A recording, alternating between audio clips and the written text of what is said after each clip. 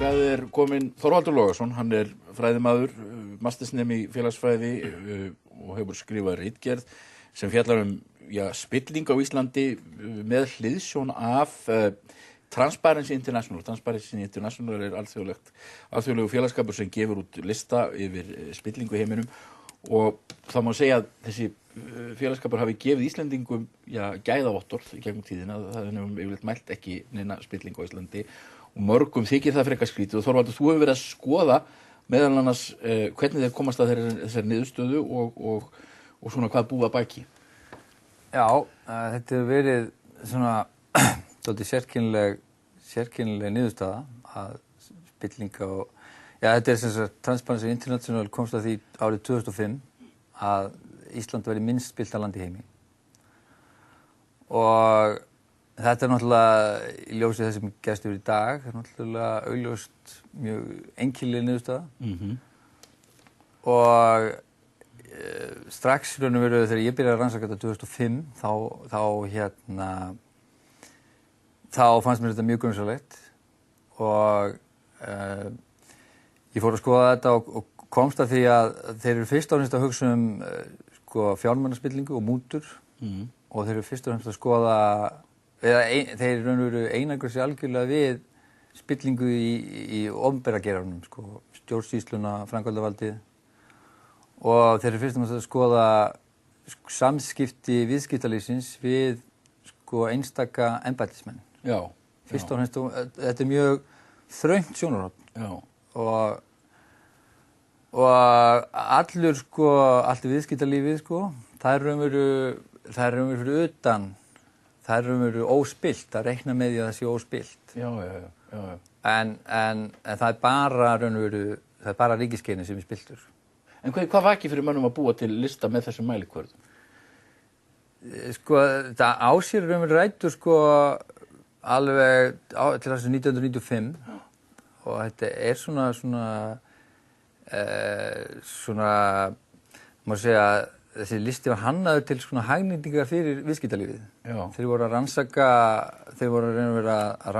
þróunarlöndin og þeir voru að skoða þeir voru að meta lánsfjáráhættu og kostnað alþjóða viðskiptalífsins við viðskipti við þróunarlöndin.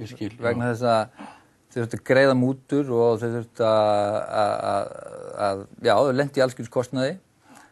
Náttúrulega spillt lönd og það óstabilla hagkerfi og svona. Þetta er svona módel sem metur eða matur í upphafi kostnað og lánsfjáráhætta og þessi listi raun og veru 95 hann lekur eiginlega út svona vanþróaður. Hann er ekki almennilega þróaður og svona fræðilegu skilningur er svona slakkur í raun og veru.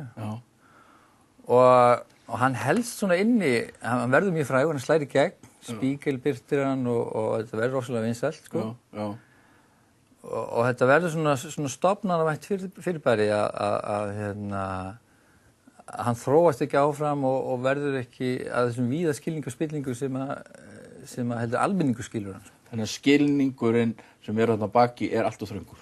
Skilningurinn baki allt of þröngur, og Transparency hefur viðurkennt það sjálfir, og þeir gefa út annan lista sem mútugreiðendalisti sem lýsir sekt viðskiptalífsins. En sá listi kemur bara út á 4 ára fresti og hann leiðréttir ekki þennan lista. Nei, ég skil.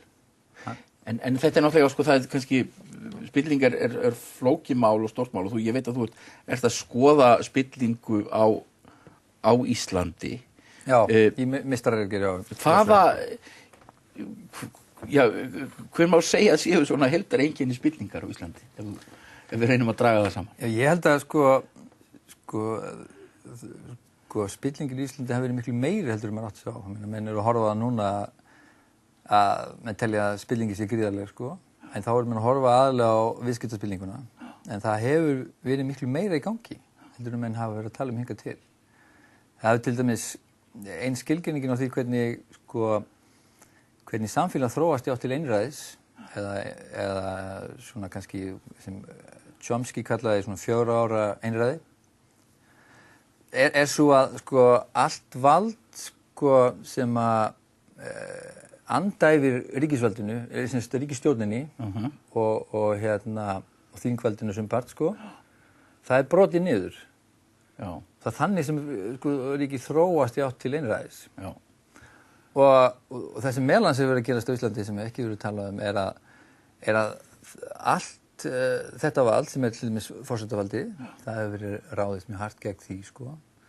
Það er hindrun á valdi ríkisstjórnarinnar. Kosningaréttur almennings sem hefur verið í gegnum málskotsréttinn, það var vegið á honum með því að í fjölmiðlamálinu með því að fara ekki með málið í þjóðaratkvæði. Dómsvaldið sem á að vera aðhaldsvald líka. Já. Það hefur verið náttúrulega grófar og spiltar embættisveitingar þar. Plús það verið að réttur dómsvaldsins til að verja sig eða til að ráða menn í Hæstarétti hefur verið véfengdur sko. Já. Og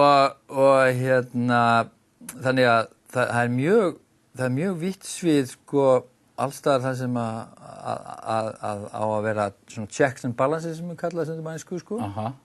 Það hefur verið markvisst brotið og fjölmiðlavaldi hefur verið þannig inni líka. Það er aðhaldsvald að ríkisstjórninni og það er náttúrulega verið rosalega sótt að því. Og það er veikt, já. Og veikt sko. Og þannig að þannig erum við komið stóran þátt sko og þingvaldi minnihluti þingsins hérna á Íslandi, hann hefur náttúrulega engin völd og það hefur sótt mjög að þinginu og það hefur allir sammála um það sko. Já. Þannig að við erum komið allt sviðið þarna, allt það vald sem að veitir ríkisstjórninni aðhald. Það hefur verið sko reynt að brjóta það niður til þess að víkka út valdsvið ríkisvaldsins. Já. Og þarna eru sko ofsalega rík tækifæri til valdsmisnotkunar og spillingar sko. Og það er einhvern veginn, það voru litlar venjur í íslensku stjórnmálum til að hamla gegn svona. Já. Sko, náttúrulega, þetta þrískipting valdsins er náttúrulega algjört lykilatriði, sko. En hún er svo veik á Íslandi. Þú ert með framkvæmdavaldið og þingvaldið nánast það sama. Já. Og þegar þú brýtir niður dómsvaldið líka og allt aðhald, þá er komin í mjög slæma stöðu. En það er náttúrulega það sem að sko gerist á Íslandi á þessum tíma er að það er verið að færa mikið af hlutum sem hafa verið í eigu almennings yfir til einkaaðila. Já. Og á sama tíma er í rauninni eftirlitið mjög veikt. Já. Það er kannski eitt lykilatriði. Já, það hefur allt verið undir. Það hefur allt verið undir. Það hefur náttúrulega öll auða við þjóðarinnar undir. Það er sem sagt við erum náttúru auðlindarík þjóð, þannig að það er fiskurinn og það er vatnsréttindin. Og síðan erum við með mannauðinn, díkótmálið, það sem að menn fara inn og taka yfir heilbrigðisupplýsingar einstaklinga. Þetta er algjört prinsippmál og verið mannréttindamál frá tímum næst algjört grundvallaratriði. Þannig að þú ert með þetta og svo ertu með má segja, við getum sagt verðtrygginguna með þessi, það er mjög umdeililegt atriði það sem að við sjáum það núna í því hruninu, þá eru náttúrulega almenningur landir alveg sviptur eignum sínum alveg hægri og vinstri í gegnum fasteignalánin og svo framvegis. Þannig að þú ert með, það er eiginlega, og svo erum við samvinnusjóðina, sparisjóðina og með þessi að tryggingasjóðina, sem er heilagt mál. Þannig að það er eiginlega ekkert eftir. Sko. Og svo alla hérna einkavæddu banka. Já, og einkavæddu bankana. Og alla einkavæðingana auðvitað eins og leggur sig. Sko. Þannig að það er einhvern veginn, það hefur verið sko barist öll auðæfi þjóðarinnar og þau færið til. Já. Plús grundvallar mannréttindi og eignarrétt, sko. Grundvallar eignarrétt á auðæfum. En það er eiginlega, á sama tíma og þetta hefur verið að gerast, þá hefur þjóðinni verið talið trúum að hægri og vinstri sé úrelt, sko, og pólitíkin, sko, sé hálf dauð, sko, skiptir ekki máli, og það sé engin átök í samfélaginu. Nei. Og leiðir allt þetta undir. Já. En svo þetta er náttúrulega, þarna eru geysileg völd til þeim sem voru á á tíma færð yfir í sko fjármálalífið Já. og það einhvern veginn verður náttúrulega fyrir að ráða ansi miklu hérna og verður hérna mjög fyrirferðarmikið og á sama tíma einhvern veginn allt eftirlit með í lamasessu og þetta eiginlega mótsögn í sjálfu sig, þú færir völdþangað og veikir samt valdastruktúrin gagnvart því eða eftirlitsstruktúrin. Já, það er náttúrulega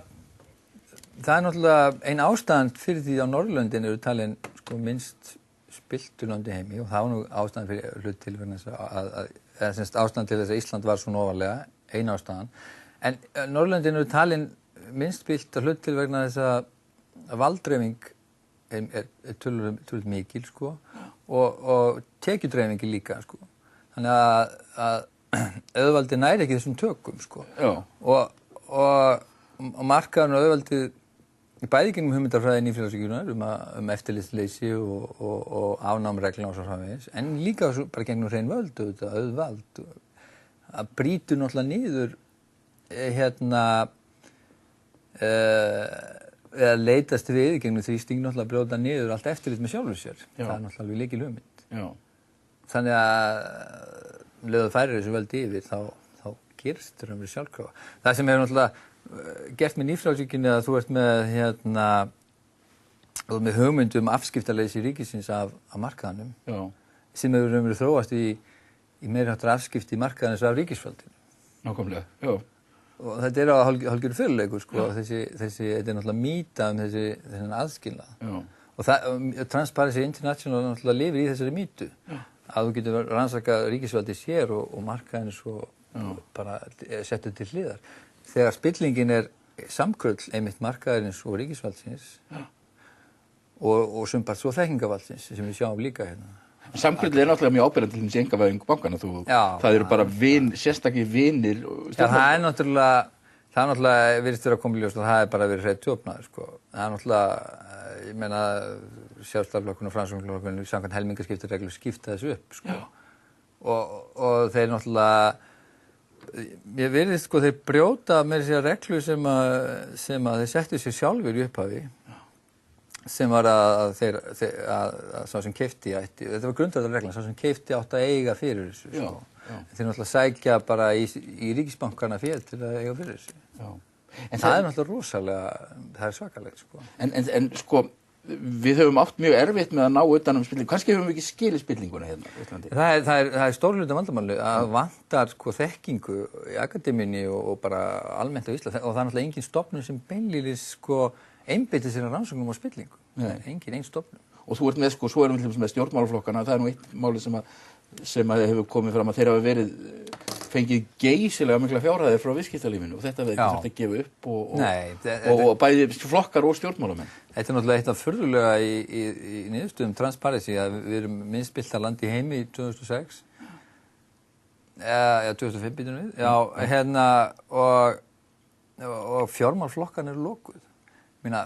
Þýskaland og Frakkland eru dregin niður í þessu mati og svona þessi almennu sýn á spillingu vegna þess meðal annars að það er upplýst alls kyns sko greiðslu til flokkana. Þetta er opinbert, þetta er upplýst þetta. En hérna er þetta falið og við græddum á því að þetta væri falið. Ég syns að svona samkvæmt sýn viðskiptalífsins á Transparency á spillingu. En þetta er svona mál, þú ætlar að halda fram að rannsaka þetta? Já, ég ætla að halda fram að rannsaka þetta. Það er ekki vanþörf á. Ég ætla að reyna að vera kannski fyrst og fremst að svona rannsaka spillingu á Íslandi út frá þeirri kenningu að spillingi sé kerfislæg kapitalísk spilling og eigi sér stað í þessu samkrulli viðskiptalífsins og pólitíska lífsins og hlut til þekkingavaldsins. Og þetta er kerfisvandi sem að allur heimurinn á í eftir svona þetta hugmyndatímabil nýfrjálshyggjunnar sko. Með öll þessi svarthol, þessa leyndarhyggju, hvernig þeir geta fært til fjármuni á milli heimsálfa og síðan bara allt hugmyndakerfi nýfrjálshyggjunnar. John Rawls frægur bandarískur heimspekingur sagði sko að svona þetta einkasamfélag nýfrjálshyggjunnar, það er sko það liggur svo nálagt spilltri stjórn. Kvótakerfið er til dæmis ákveðið dæmi sko. Menn þú kannski tekur stórar eignir almennings, sko. Þjóðin átti þennan fiskauðlindi sameiginlega og lætur einn aðalega hafa það. Já. Og ekki einn aðalega, þetta einhver hópur aðalega. Já, frekar lítinn hóp. Frekar lítinn hóp, já. Þú veist, þetta liggur svo nálægt því að vera bara, þú veist, ef þú verður með spiltan einvald sem gerir einhver svipað, sko, þá liggur þetta alveg hlið við hlið. Já. En ef þú ert með, til dæmis, jafnaðarmaður við stjórn kannski, þá myndi hann sem sagt, segja almenningur á þetta og svo leyfi þetta út, sko. Þá það er ekki mikill vafi á því að hann að vinna almannahagsmunum. Ef spilling sem sagt beiting almannavalds í þá almannahagsmuna, þá hann, þá allavega eru áform jafnaðarmannsins heiðarleg, hvort sem að útkoman gæti verið tómt rugl þess vegna, sko. En í tilfelli nýfrjálshyggjumannsins þá liggur þetta svo nærri spillingu, þetta svo samrýmalegt spillingunni, eins og Rolf sagði. En segðu mér, svona lókum, er ekki ástæða, núna eru til dæmis allar eigur Íslands komnar einhvern veginn á forræði bankana og þetta og það verið að handera þetta og það í rauninni stöndum við fram fyrir því að það þarf aftur að dreifa út auðnum, stórum hluta auð Íslands. Er ekki rosalega hægt á spillingu þarna? Jú, en það er eftirtektarvert, sko, að nú kannski þegar þetta allt komið til ríkisins aftur, sko, þá hrópum menn dálítið upp að nú hætt á spillingu, sko. En þegar þetta var allt saman hjá viðskiptalífinu, þá voru menn ekki, hafðu menn ekki sömu áhyggjur. En ég held að menn þurfum þetta að læra rosalega mikið af því sem gerðist, einkavæðingunni, menn fara alveg gegnum hana, alveg eins og læra rosalega mikið af því hvað upp á vantaði til þess að þetta yrði óspillt einkavæðing. Það er sérstaklega upplýsing og aðgengi og aðhald, sko. Aðhald til dæmis minnihlutans og það þarf, sko, í flestu löndum í heiminum núna er komin, sko, svona sérstakar aðgerðir ríkisstjórnar og sérstakar stofnanir sem einbeita sér að spillingu. Það þarf á Íslandi. Það verður merkilegt að sjá hvað kemur út þetta í skýrslu rannsóknarnefndar Alþingis. Það verður mjög merkilegt, já. Og það eiginlega, held ég, mælikvarði á Ísland svolítið hvernig hún lítur út. Já, en það þarf passa sig ábyggilega svolítið mikið þar að rannsaka mjög vel skoða mjög vel hvaða forsendur þeim gefa sér upp að og hvert svona rannsóknarsvið hjá þeim og ályktanir sem við draga út frá þessum forsendum. Því að eins og með Transparency og ríkisendurskoðun eins og hún starfar, sko, þá þrengja menn oft sviðið svo rosalega mikið. Maður þarf að athuga hvað vantar. En náttúrulega eitt í þessu að menn eru rosalega gjarnir að horfa á hlutina frá bara mjög þröngu lögfræðilegu sjónarmiði. Lögfræðilegu og hagfræðilegu, já. Og það, ég meina, samtök Evrópuríkja gegn spillingu GRECO hafa gagnrýnt þetta mjög harkalega á Íslandi, sko. Og það háir Transparency líka, sko. Þeir horfa á þetta frá hagfræðilegu og lögfræðilegu sjónarmiði, sko. Já. Og þetta er náttúrulega bara brot af spillingunni, segjum við lýðræði og mannréttindi og beitingu, hvernig stofnanir almennt starfa, bæði, sko, opinberar stofnanir og almannamarkaði, sko, fjölmiðlar og hlutabréfamarkaður og svo framvegis, sko. Já. Þetta þarf alltaf að skoða svona frá heildarhagsmuni samfélagsins, hvernig menn vilja hafa samfélagið, sko. Hvernig menn skilja, sko, almannavald og hvernig á að beita almannavaldi í þágu samfélagsins. Þetta nú merkilegt til þess með að stjórnarmenn á Íslandi segja aldrei af sér og þeir bera það fyrir sig yfirleitt að þeir hafa ekki beinlega, sko, brotið lög, svo þeir séu ekki. Það er náttúrulega, sko, fásinna vegna þess að horfa út frá lögfræðilegu sjónarhorni, sko, tala pólitísku spilling og tala mennina sem skrifa lögin, sko. Þannig að það er bara brot af málinu, sko.